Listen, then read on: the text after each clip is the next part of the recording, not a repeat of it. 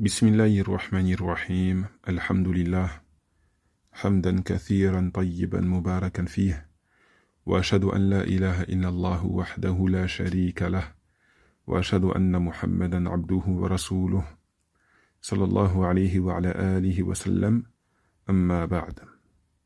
On est toujours dans le sujet numéro 4 concernant les pratiques interdites lors du rapprochement intime, et on rappelle notre manhajiyya qui est la même que le prophète sallallahu alayhi wa sallam lorsqu'il parlait d'intimité. On va toujours essayer de mettre de la forme, faire preuve de pudeur, dire les choses avec délicatesse.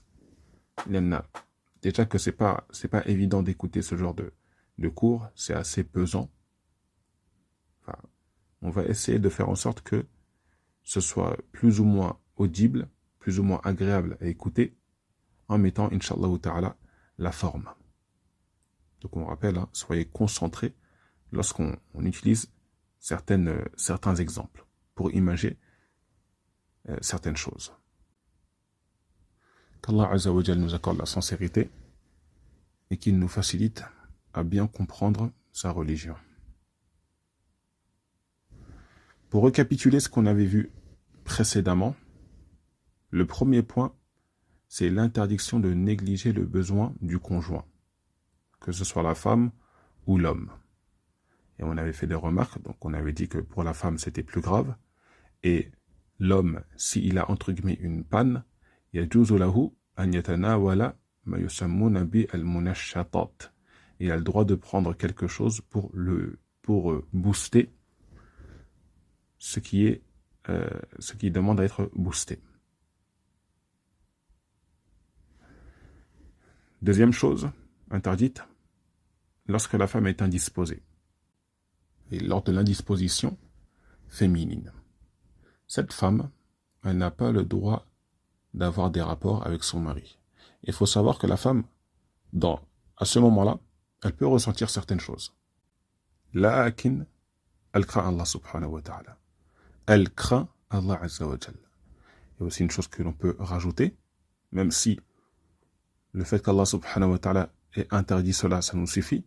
On peut rajouter que les médecins, ils ont dit que ça pouvait causer des problèmes de santé à cette femme si elle avait des rapports intimes pendant les menstrues. Non seulement elle peut se retrouver à désobéir à Allah subhanahu wa ta'ala, donc elle peut encourir la colère d'Allah azza wa jalla, mais elle peut avoir des problèmes de santé en plus de cela. Et les problèmes de santé, c'est quelque chose en plus. C'est quelque chose en plus. Ouais, il a juste désobéir à Allah subhanahu wa ta'ala, c'est très très grave. Et certains, malheureusement, ils risquent de délaisser cette pratique. Pourquoi? Pas parce que Allah subhanahu wa ta'ala il est en colère lorsque la personne fait cela, mais parce que ça peut causer des problèmes de santé. Et là, c'est dangereux. Lorsqu'on délaisse les choses, c'est lillahi azza wa jalla. C'est pour Allah subhanahu wa ta'ala afin d'avoir la récompense. Il faut savoir que dans ce moment-là, personne ne sait ce que vous faites avec votre épouse. Personne ne sait ce que vous faites avec votre époux. Personne. À part Allah subhanahu wa ta'ala. Voilà. Celui qui va profiter de ce qu'Allah azza wa jalla a autorisé dans le halal, ça c'est min alamat al-iman. Ça prouve que c'est un croyant. Parce qu'en réalité, il pourrait faire tout ce qu'il veut. Il pourrait faire tout ce qu'il veut. Parmi les munkarat, des choses qui sont interdites lors du rapprochement intime. Lakin, il délaisse tout cela. Lillahi azza wa jalla. Lillahi azza wa jalla. Masha'Allah. Et on dit elle, on dit il plutôt, mais c'est valable aussi pour elle. C'est valable aussi pour elle. Donc la personne, pendant que sa femme elle est en état de menstru,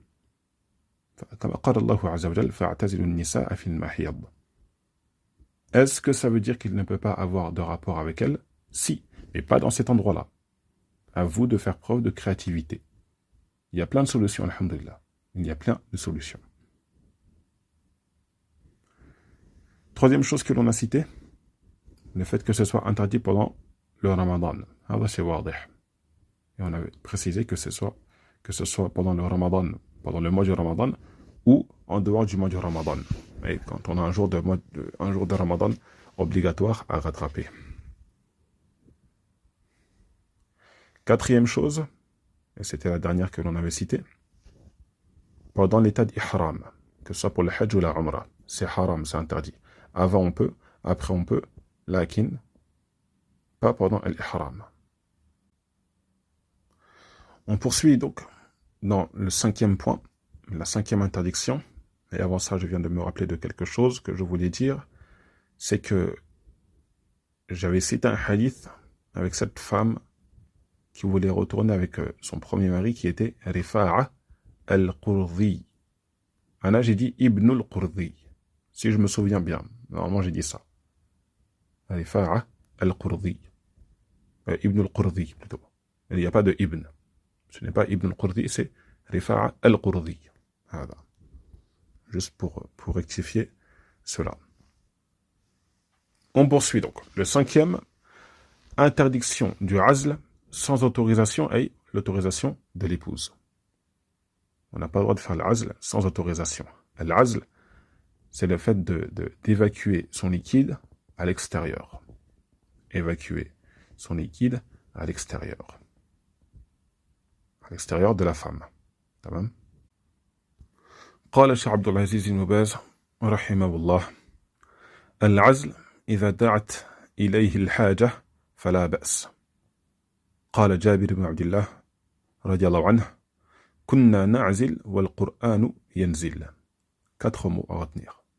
كنا نعزل, on faisait العزل, والقرآن ينزل. Et le Coran descendait. Dans le sens où, si c'était interdit, Allah Azza wa Jal l'aurait interdit. Le prophète aurait fait la remarque. Alors que le prophète, il savait qu'il faisait ça. Donc si c'est pas interdit, c'est que, si ça n'a pas été interdit, c'est que c'est permis. Cheikh Ibn Baz, rahimahullah, il dit, Al-Azl, إذا دعت إليه الحاجة فلا بأس. S'il y a un besoin, la baisse, pas de mal. On peut citer un exemple, parce que certains ils peuvent se dire dans quel cas on aura besoin de faire ça. Dans quel cas? Mathalan, ce couple, ils ont quelques minutes devant eux, et ils veulent profiter de ce qu'Allah Azza wa Jalla leur a autorisé. Après leur affaire, ils doivent retourner ou faire ce qu'ils ont à faire. Si cet homme, il évacue son liquide dans son épouse, ça peut poser problème. Le temps que tout coule, cette femme, elle aura déjà fait le rousl. Si elle fait le rousl, et qu'après le rousl, il y a ce liquide qui sort, elle doit refaire les petites ablutions. Pas les grandes. Les grandes, elle les a déjà faites. Elle refait les petites ablutions. Si c'est avant la prière, maintenant, elle devait faire la prière et après elle avait quelque chose à faire. Si c'est avant la prière, elle recommence les ablutions, les petites ablutions. Pas les grandes. Les petites ablutions. Si c'est pendant la prière, elle arrête sa prière, elle essuie ce qu'elle a essuyé, elle va faire les ablutions et elle reprend la prière. Elle ne reprend pas là où elle s'est arrêtée, elle reprend à 0. Dernière situation, si ça arrive après la prière, sa prière elle est valide, alhamdoulilah, et elle doit quand même refaire les ablutions. Maintenant, si elle a un doute, après la prière, elle se rend compte qu'il y a quelque chose qui a coulé. Elle a fait comme si c'était après la prière. Car elle a un doute. Et on a une qa'ida, c'est al-yaqin la yazulu bishak. Elle, son yaqin, donc la certitude ne s'en va pas avec le doute. Elle était dans une certitude d'avoir les ablutions avant de commencer la prière. Si on veut la faire sortir de cette certitude, fa'alayna bid-dalil. On doit ramener un dalil, on doit ramener une preuve claire qu'elle n'avait plus les ablutions. Si c'est un doute, on ne le prend pas en considération. On ne le prend pas en considération. Donc voilà une situation, mathalan, une haja, comme Cheikh Ibn Baz l'a dit, dans laquelle ils auraient besoin d'avoir recours à cette pratique, al-azl. toujours dans la fatwa de Cheikh Ibn Baz rahimahullah, قال وقال في رواية أخرى فبلغ النبي صلى الله عليه وسلم ذلك فلم ينهنا. Le fait que les compagnons fassent l'azl, c'est parvenu au prophète sallallahu alayhi wa sallam, il ne leur a pas interdit. Donc ça nous montre que c'est autorisé. Ensuite il dit إذا دعت إليه الحاجة بسبب أن المرأة تعبت بعد الولادة. Certaines femmes sont très très fatiguées. La grossesse c'est très très lourd pour elles. Certaines c'est très très simple. Elles peuvent enchaîner les enfants. Allahumma barik lahun. Alhamdulillah. Et d'autres, elles ont un peu plus de mal. Enfin, pour lui laisser le temps de récupérer, la personne, elle peut s'adonner à cette pratique-là. Elle peut s'adonner à cette pratique-là. Et on parlera de ce qu'on appelle la contraception à la fin, Inch'Allah ta'ala. Ça fait partie des moyens de contraception. Ça fait partie des moyens de contraception. Non. On va terminer avec ça, fatwa. Il cite d'autres choses après, hein, mais c'est pas important. Nous, on a pris ce qu'on avait, et on a appris le plus important. Là maintenant, on sait que c'est mashru'. On a cité un hadith, kunna na'sil wal Qur'an yanzil, et l'autre version du hadith, fabalagha an-nabiy sallallahu alayhi wa sallam dhalik, wa lam yanhana, ou falam yanhana. Maintenant, nous, on doit savoir quand est-ce que c'est interdit. Quand est-ce que c'est interdit? Comme on a dit, c'est lorsque on n'a pas l'autorisation de cette femme. Pourquoi? Pourquoi il nous faut son autorisation? قال الشيخ ابن عثيمين رحمه الله بالعزل وبالعزل يفوت به أمران مقصودان للمرأة. La femme, lorsque son mari va évacuer son liquide à l'extérieur, elle va être privée de deux choses. La première chose, c'est tamam al-ladha.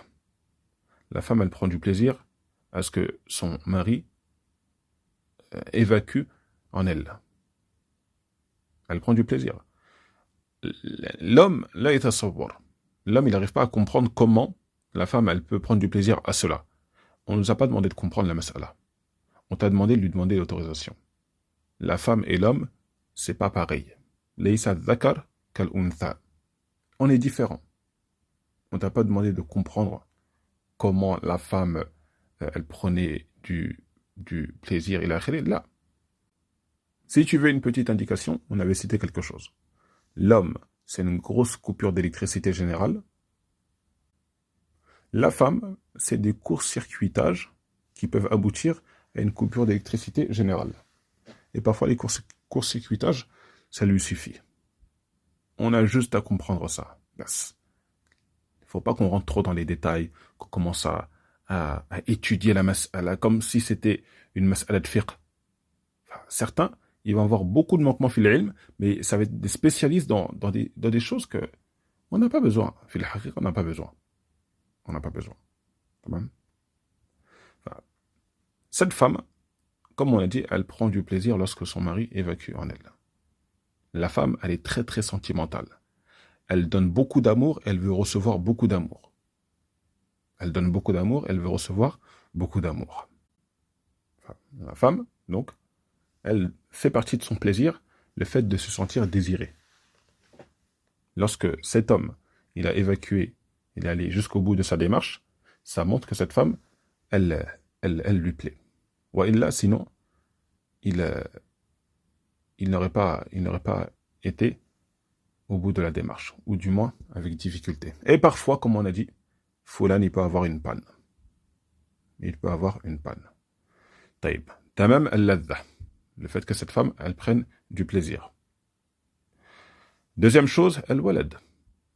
Cette femme, elle s'est mariée avec cet homme-là. Elle a le droit d'avoir un enfant avec lui. Taïb.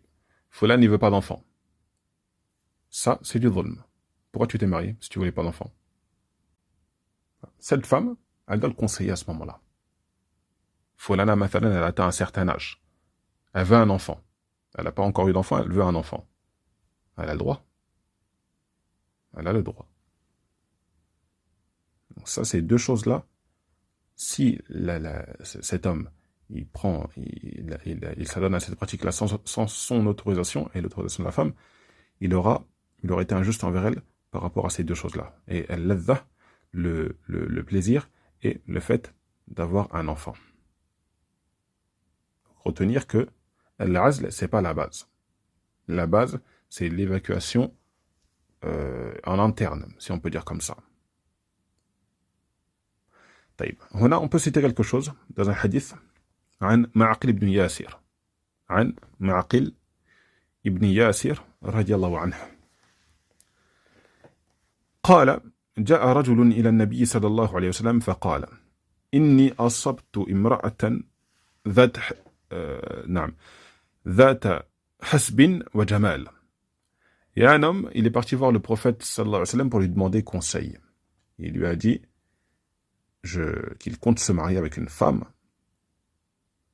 Enfin, il aimerait bien plutôt se marier avec une femme qui a un bon statut, un bon rang social et qui est très belle. Wa innaha la talid. Par contre, elle est aqima, elle est stérile. Elle est stérile. Afa atazawwajuha. Est-ce que je la marie? Hakada, il a demandé au prophète sallallahu alayhi wa sallam. Afa atazawwajuha. Ne vais-je pas la marier? Qala la. Le prophète, il lui a dit là. Thumma atahu thaniya. Lui, il voulait vraiment se marier avec elle. Il est parti voir une deuxième fois, donc le prophète sallallahu alayhi wa sallam, fanaha. Il lui a dit non. Il est parti une troisième fois. Qala thumma atahu thalitha. Il est parti voir une troisième fois le prophète sallallahu alayhi wa sallam pour cette demande. Faqala lah. Et le prophète, il lui a dit tazawwajul wadud al-walud fa inni mukathirun bikum al-umam. Marier la femme aimante. Tazawwaju al-wadud. Al-wadud, c'est la femme qui est aimante, qui aime son mari. Et si elle aime beaucoup son mari, elle va beaucoup plus facilement s'offrir à lui. Et bien sûr, comme on a dit, ça ne veut pas dire que ta femme, elle t'aime beaucoup, que tu fais comme si c'était acquis. Continue, justement. Cultive cet amour. Entretiens cette admiration qu'elle a pour toi. Parce qu'elle peut disparaître. Al-qulub bayna asabi' ar-Rahman. Ça, on oublie ça. Les cœurs, ils sont entre les doigts d'Allah subhanahu wa ta'ala. Toi, tu crois que tu vas faire des péchés ici et là, sans que ça ait des conséquences dans ton couple? Non. La vie, c'est pas comme ça. La vie, c'est pas comme ça. Certains salafs, ils disaient que lorsqu'il faisait des péchés, il voyait l'impact de ce péché sur sa monture et sur sa famille. Sur sa monture et sur sa famille. Donc faites attention. Faites attention. On doit toujours essayer, garder en tête d'essayer de maintenir cette admiration réciproque. L'homme, il a de l'admiration pour sa femme, et la femme, inversement, pour son mari, elle essaie de maintenir cela, et lui aussi. Et vous allez voir, ce couple sera sain. Sera sain. Avec ou sans argent. Ça sera sain. Fatazawwajul wadud, la femme aimante, elle waloud, et qui enfante beaucoup. Vous allez me dire, comment savoir si elle enfante beaucoup? Ça, c'est des choses, c'est min umur al-ghayb. On ne sait pas. On peut avoir des indices, des indications par rapport à la famille de la personne. Ouais, là, on ne sait pas. Foulana, elle peut avoir 10 frères et sœurs, et elle est stérile. Aqima. Oui, stérile.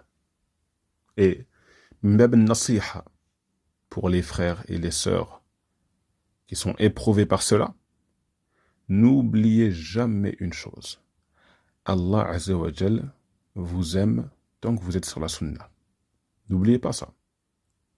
N'oubliez pas. Parce que certains, ils peuvent être frustrés. Ils peuvent être très tristes à cause de cette situation-là. Mais Allah subhanahu wa ta'ala, il t'aime. Tant que tu es sur la sunna, Allah Azza wa Jal t'aime. Ça, c'est la première chose. Deuxième chose, il se peut que par la cause de cette patience, dans cette épreuve-là, parce que c'est pas facile, il se peut que la personne, elle dépasse, en termes de hasanat, des personnes qui ont adoré Allah subhanahu wa ta'ala avec du jeûne, des sadaqat, des prières de nuit, ila akhiri. Pourquoi? Parce qu'elle a patienté. Troisième chose, Allah Azza wa Jalla est capable de toutes choses. Allah est capable de toutes choses. قال الله سبحانه وتعالى لا خلق السماوات والأرض أكبر من خلق الناس. La création des cieux et de la terre, c'est plus grand que la création des êtres humains. C'est plus grand. Allah Azza wa Jal est capable de te donner un enfant. Bien sûr, il faut faire les causes. Il faut faire les causes.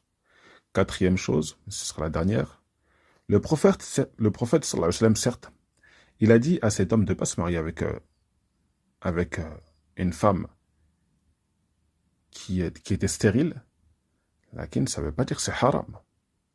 Si cette femme, elle te correspond, ou si cet homme, il te correspond, lakin il a ce handicap, parce que c'est un handicap dans la recherche du mariage, il est dans cette situation-là où on peut citer autre chose, la ménopause.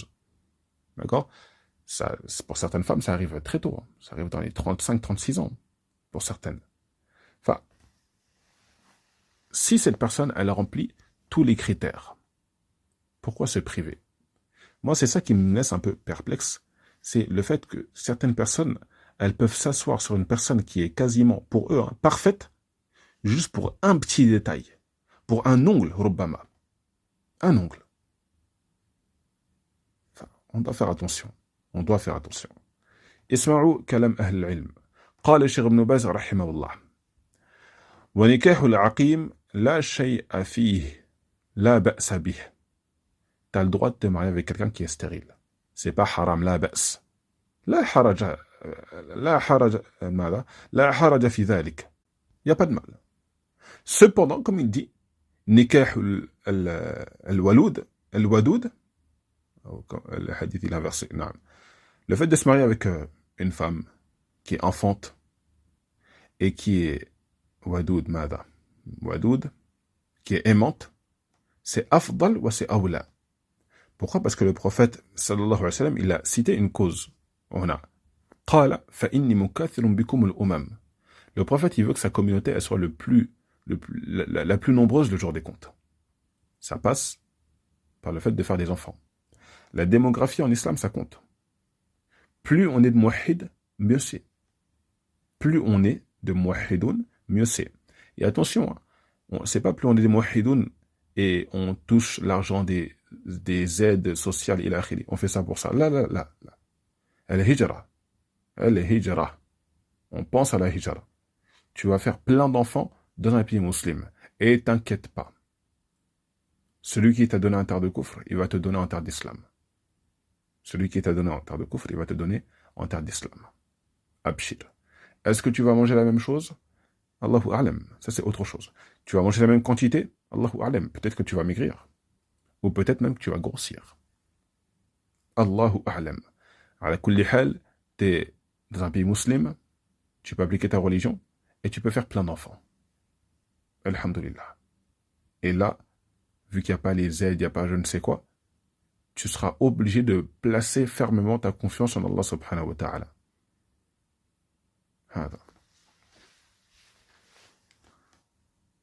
Allah azza wa jal nous facilite. On termine la parole de Cheikh Ibn Baz rahimahullah.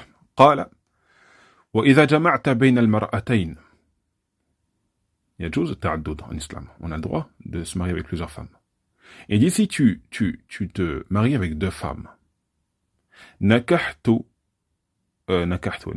plutôt, نكحت ولودا ونكحت عقيما. Tu te maries avec une femme qui est enfante et qui est aimante, et wadoudan, il aurait pu mettre comme ça aussi, نكحت ودودا عقيما. Avec une femme aimante, parce que c'est important qu'elle soit aimante, et عقيما, mais elle est stérile. يجوز لك. Ça t'est permis, bien sûr, les conditions. Est-ce que tu peux financièrement? Est-ce que tu peux physiquement? Il a akhiri. N'oubliez pas ça. C'est un mariage. Hein. La deuxième, là, c'est un mariage.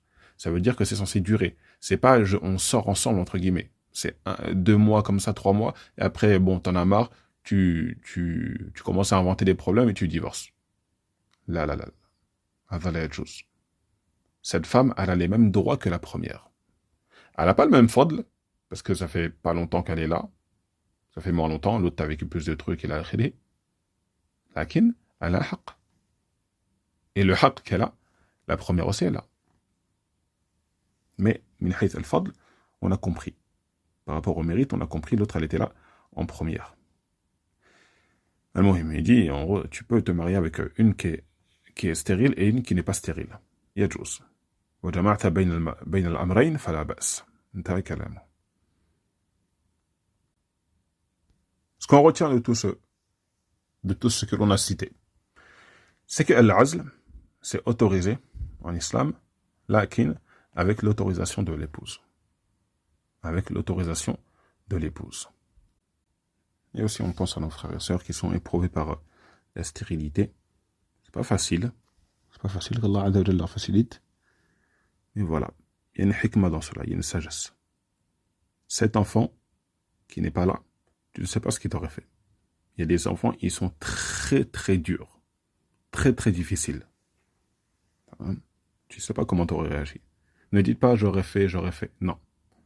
On ne sait pas. On ne sait pas. Lakin, Allah subhanahu wa ta'ala, lui, il sait.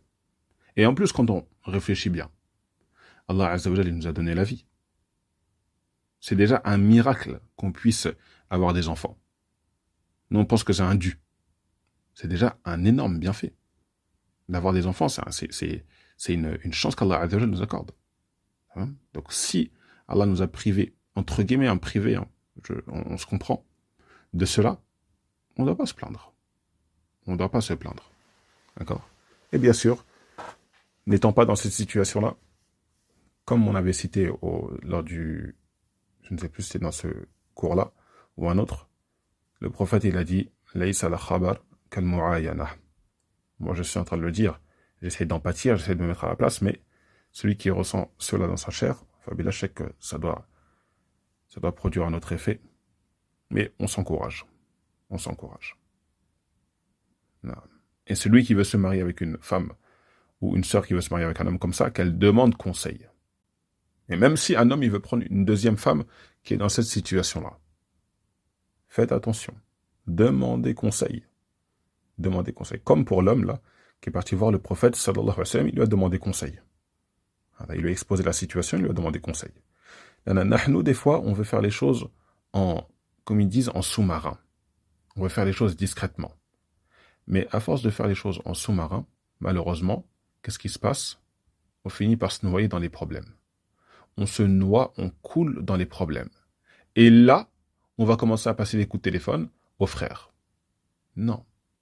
Avant. C'est avant. Et voilà. Sache que tu auras toujours des mains tendues pour t'aider. Inch'Allah ta'ala. Bon. Jusque-là, on était dans les interdits qui sont un peu soft, qui sont un peu édulcorés, légers. Ils sont... Oui, mais ils sont très légers. Hakada.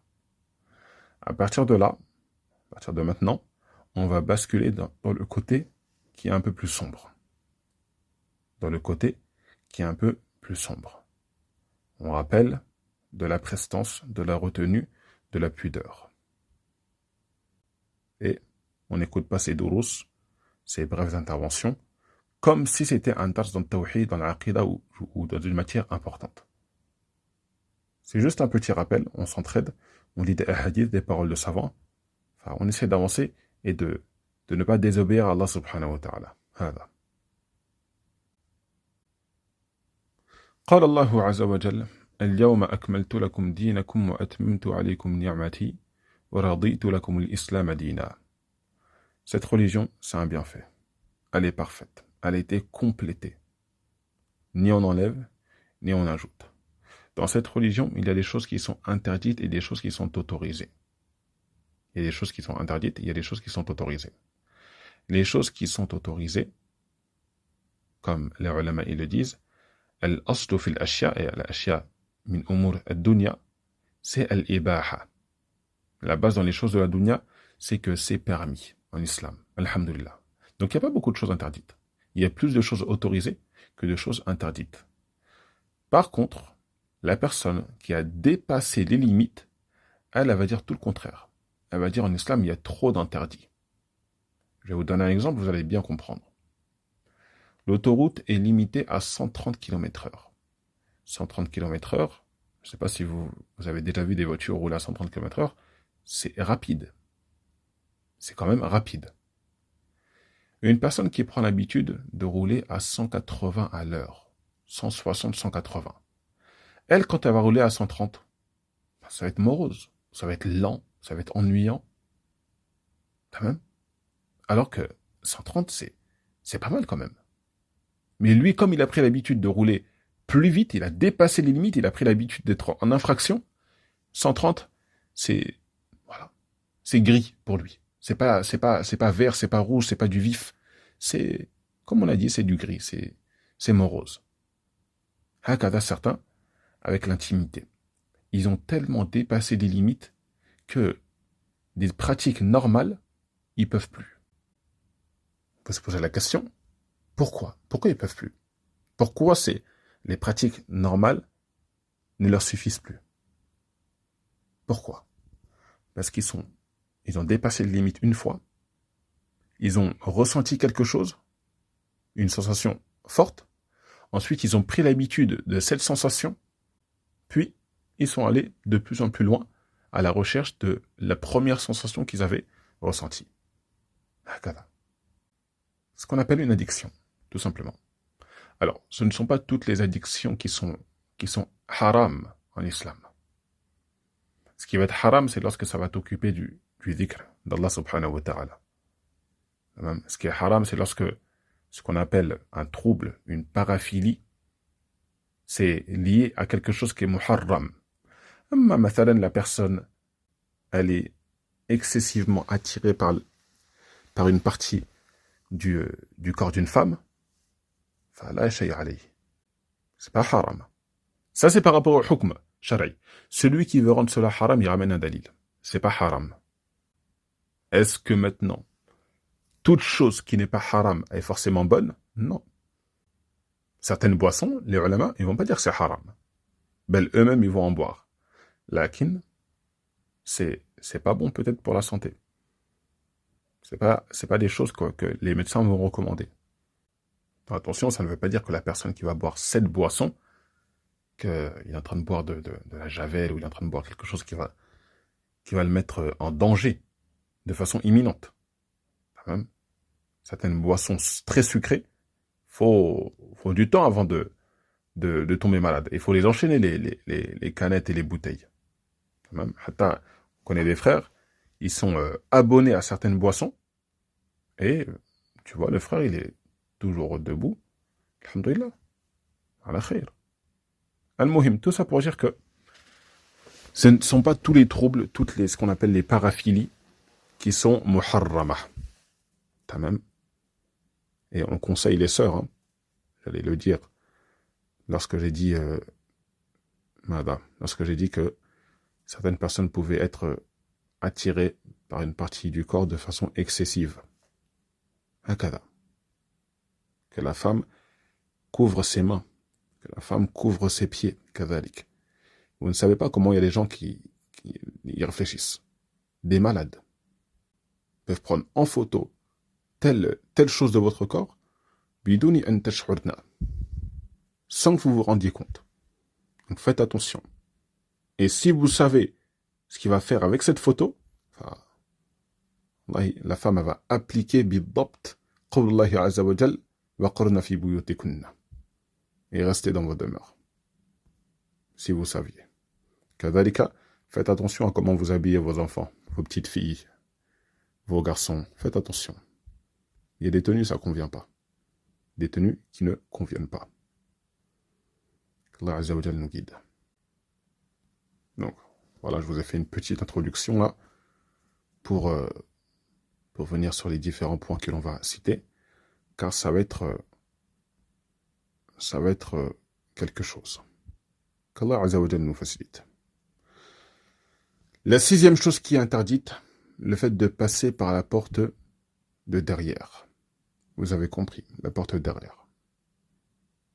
قال الله عز وجل نساؤكم حرث لكم فأتوا حرثكم أن شئتم. Vos femmes sont comme un champ de labour. Allah Azza wa Jalla, il compare la femme à un champ de labour. فأتوا حرثكم أن شئتم. Allez à votre champ de labour comme vous le voulez. Comme vous le voulez. Ça implique tout. Ça implique que l'homme, il peut jouir du corps de son épouse comme il le souhaite, et inversement. Les ulama du tafsir, ils ont expliqué ce qu'Allah Azza wa Jalla a appelé al-harth, mahal al-harth, c'est la partie, la porte de devant de la femme. La porte de devant de la femme. Ses parties intimes. De devant. Tamam. قال الشيخ السعدي رحمه الله, Allah subhanahu wa ta'ala juste après il dit وَقَدِّمُوا لِأَنفُسِكُمْ.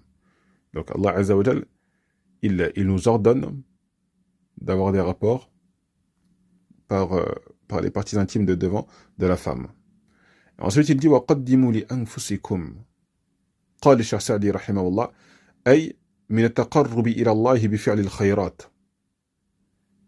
Fais des œuvres qui vont être profitables pour toi le jour des comptes. قدم لنفسك. Et parmi ces œuvres-là, قال ومن ذلك أن يباشر الرجل امرأته ويجامعها على وجه القربة والاحتساب. Le fait que l'homme il ait des rapports avec son épouse على وجه الاحتساب, pour se rapprocher d'Allah Azza wa Jalla. Tu ne te rapproches pas d'Allah subhanahu wa ta'ala avec du haram. Ça veut dire les choses qu'on a citées jusque-là, et qu'on citera juste après aussi, on n'a pas le droit de les faire. Sinon on va contredire le verset. وَقَدِّمُوا لِأَنفُسِكُمْ. Tu ne qaddam pas pour ton nafs, tu ne vas pas présenter du haram à Allah subhanahu wa ta'ala. Inna Allah tayyibun wa la yaqbalu illa tayyiba. Allah est bon et n'accepte que le bon. On peut citer, donc là on a terminé avec la parole de Cheikh Saadi rahimahullah, et pour terminer le verset, Allah subhanahu wa ta'ala après il dit wattaqullah wa'alamu annakum mulaquh wa bashiril mu'minin. Craignez Allah, et crains Allah lorsque tu vas avoir des rapports avec ton épouse. Il n'y a qu'Allah subhanahu wa ta'ala qui sait ce que tu fais avec ton épouse. Il n'y a qu'Allah subhanahu wa ta'ala qui sait ce que tu fais avec ton époux. Craignez Allah azza wa jalla. Craignez Allah subhanahu wa ta'ala. Wa'alamu annakum mulaqouh. On va tous rencontrer Allah subhanahu wa ta'ala. Wa kulluhum atihi yawm al-qiyamati farda. On sera tout seul. On doit bien réfléchir. On doit bien réfléchir. Et après Allah azza wa jalla dit annonce la bonne nouvelle aux croyants liqawlihi wa bashiril mu'minin. عن ابن عباس رضي الله عنهما قال قال رسول الله صلى الله عليه وسلم لا ينظر الله إلى رجل أتى رجلا أو امرأة في الدبر. Et Allah subhanahu wa ta'ala, il ne va pas regarder une personne, ça montre que c'est un châtiment, ça montre que c'est un grand péché, une personne, donc un homme, qui va avoir des rapports avec un homme ou une femme par la porte de derrière. هذا c'est قبيح جدا. قبيح جدا. وعن خزيمة ابن ثابت رضي الله عنه أن رسول الله صلى الله عليه وسلم قال إن الله لا يستحي من الحق لا تأتوا النساء في أدبارهن. Le prophète sallallahu alayhi wa sallam هنا, il dit dans le sens que Allah azza wa jal n'a pas honte de al-haq, de la vérité. La ta'tun nisa'a fi adbarihinna. N'ayez pas des rapports avec vos femmes dans cet endroit. C'est pas fait pour ça, cet endroit-là. C'est fait pour autre chose. C'est fait pour autre chose, subhanallah. Du point de vue médical, il y a énormément de méfaits. J'en ai noté que 3. Mais il y en a plus. Il y en a plus. Le premier, c'est que la personne, si je puis dire, elle est perforée à l'extérieur et à l'intérieur. Elle est perforée à l'extérieur et à l'intérieur. En d'autres termes, tu n'es plus étanche. Tu n'es plus étanche. Tu auras des problèmes d'incontinence. Wal'iyadhu billah. Deuxième chose, les maladies. Énormément de maladies à cause de cette pratique-là. Troisième chose, les troubles mentaux que ça cause. Chez les adultes, on parle. Chez les enfants, c'est wadih. Déjà, aslan, un enfant, il ne se marie pas. Un enfant ne se marie pas. Tamam. Ça, il faut être clair. La personne qui se marie, elle doit être capable d'assumer physiquement et mentalement les charges du mariage. Un enfant, il va se marier. Ou min ayn, il va se marier. Il ne peut pas, il ne peut pas. Hatta certains, ils ont atteint, qui sont adolescents, certains adolescentes, ne peuvent pas. À l'époque, oui. ربما il y a 30-40 ans comme ça, un peu plus, un peu moins. نعم. لكن الآن c'est pas possible. Ce n'est pas possible. En résumé, tu te fais du mal à ton dîn et tu te fais du mal à ton amour-propre, à ta santé, à ton intégrité. Certains jeunes, ils sont fatanes. Certains jeunes, ils veulent essayer, ils veulent tester, voir ce que ça fait. Le haram, on ne le teste pas, on le délaisse. Le haram, on ne le teste pas, on le délaisse. T'as glissé, t'as fait ce haram, il ne te reste plus que at-tawba. Ma baqiya lak illa at-tawba. On ne peut rien faire pour toi. Il n'y a que le repentir qui te reste. Et faites attention, parce que lorsque la personne, elle le fait une fois, Shaitan, il va lui embellir. Allah subhanahu wa ta'ala va l'éprouver avec ce péché. Et il voudra recommencer. Et il voudra recommencer. Et c'est là où la personne va se trouver dans un cercle vicieux, dans ce qu'on a cité les paraphilies, des troubles, où elle va commencer à vouloir chercher des sensations plus fortes, et elle va faire de la sexualité, de ce trouble de la sexualité, une raison d'être. Il va penser qu'à ça. Il ne va penser qu'à ça. Na'udhu billah.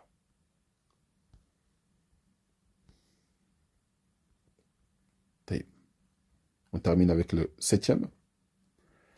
L'utilisation d'objets. Il est interdit d'utiliser des objets. Allah subhanahu wa ta'ala يقول والذين هم لفروجهم حافظون إلا على أزواجهم أو ما ملكت أيمانهم فإنهم غير ملومين فمن ابتغى وراء ذلك فأولئك هم العادون. هذا هو الشاهد. فمن ابتغى وراء ذلك فأولئك هم العادون. Celui qui désire autre que ce qu'Allah Azza wa Jal a légiféré en termes d'épouse, en termes de jima', c'est un zalim. C'est un zalim. Un injuste. Quelqu'un qui dépasse les limites du halal et du haram. Allah subhanahu wa ta'ala يقول ومن يتعدى حدود الله فقد ظلم نفسه. ومن يتعدى حدود الله, celui qui transgresse les limites qu'Allah Azza wa Jal a mises, فقد ظلم نفسه. Il se sera fait de l'injustice à lui-même. La personne qui veut obtenir un plaisir intime, il doit impérativement chercher ce plaisir intime auprès de son épouse. Pas auprès de lui-même, pas auprès d'un objet. Auprès de lui-même, vous avez compris. Vous avez compris. Il n'a pas le droit d'utiliser ses propres mains. S'il a besoin de quelque chose, il fait intervenir son épouse. Il fait intervenir son épouse. Et pareillement, on ne l'a pas dit, mais la femme, non plus, elle n'a pas le droit d'utiliser ses propres mains. Que ce soit pendant le jima' ou en dehors du jima'. La yajouz. C'est pas permis. Ils s'entraident. قال الله عز وجل وتعاونوا على البر والتقوى.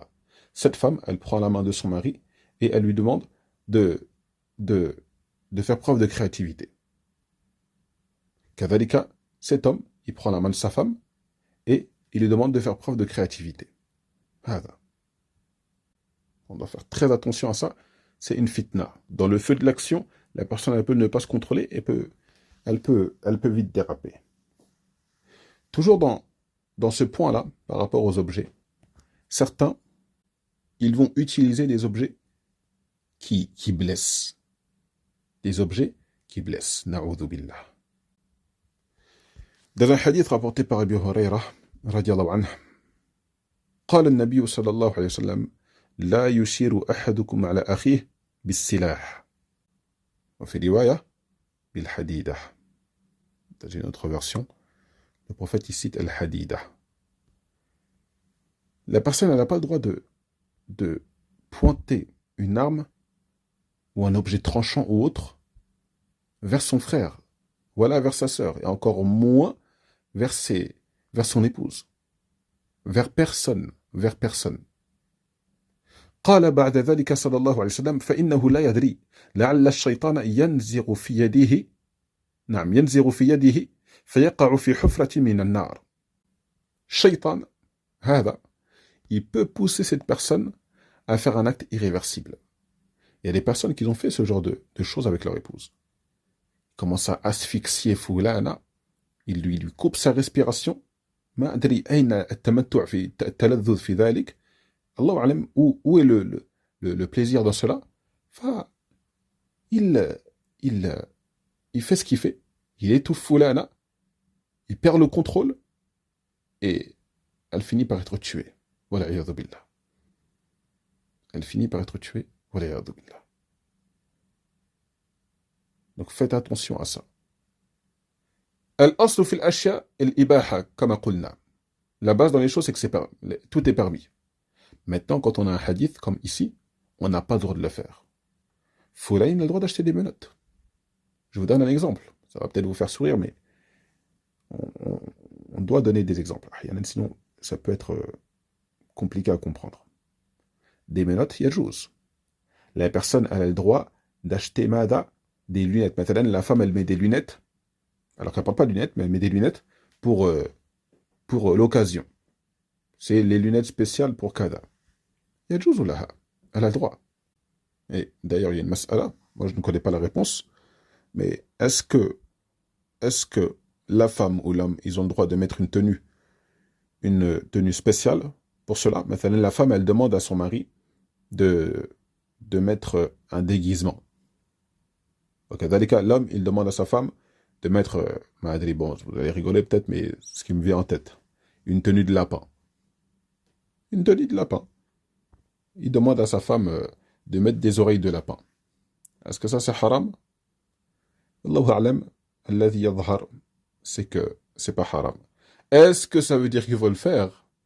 On n'a pas dit ça. Chacun fait ce qu'il veut. Lakin, min hayth al-hukm, tant qu'on n'a pas de dalil que c'est interdit, c'est autorisé. La seule chose qu'on pourrait trouver dans le fait de l'interdire, c'est que c'est min tashabbuh bil kuffar. C'est les kuffars qui font ça en réalité. Mais bon, ça, le fait de la ressemblance aux mécréants, c'est quelque chose que moi-même je n'ai pas encore cerné. À partir de quel moment c'est de la ressemblance aux mécréants, c'est assez compliqué. On a compris dans l'ensemble où c'est quelque chose qui, quand c'est de la ressemblance aux mécréants, c'est quelque chose qui leur est propre. C'est quelque chose qui leur est propre. Mais la croix. La croix, il n'y a que les mécréants, il n'y a que les chrétiens qui prennent la croix. Il n'y a que les chrétiens qui prennent la croix. Peut-être qu'il y a d'autres, mais c'est un symbole des chrétiens. Donc un musulman, il n'a pas à avoir une croix. Kadhalika la man Fatma, c'est quelque chose qui est lié au shirk. C'est un symbole de shirk. Donc on n'a pas le droit de le porter. Mais voilà. Si Foulana demande à sa femme de mettre une tenue d'infirmière, Foulana demande à son mari de mettre une tenue de policier, ou de plombier, ou de madriche, on ne peut pas dire que c'est haram. Par contre, attention. S'il demande ça, il faut qu'il fasse attention à son cœur. Qu'est-ce que ça va lui faire lorsqu'il va avoir une infirmière? Vu qu'il demande ça à sa femme, il demande à sa femme de se mettre dans cette tenue-là. Qu'est-ce que ça va lui faire? Voilà. Moi, je pose juste des questions. Le hukm, Allahu a'lam, je ne sais pas. Je ne sais pas. Mais al-aslu fil ashya, c'est l'ibaha. Celui qui veut nous ramener qui a une faïda, il a interrogé un savant sur le sujet. Alhamdulillah, yufiduna, et on notera cela. Il nous fait profiter et on notera cela, Inch'Allah ta'ala. qu'Allah Azza wa Jalla nous augmente en science. Il y a une question qui a été posée à Cheikh Saleh Al-Fawzan. Chouf al-su'al.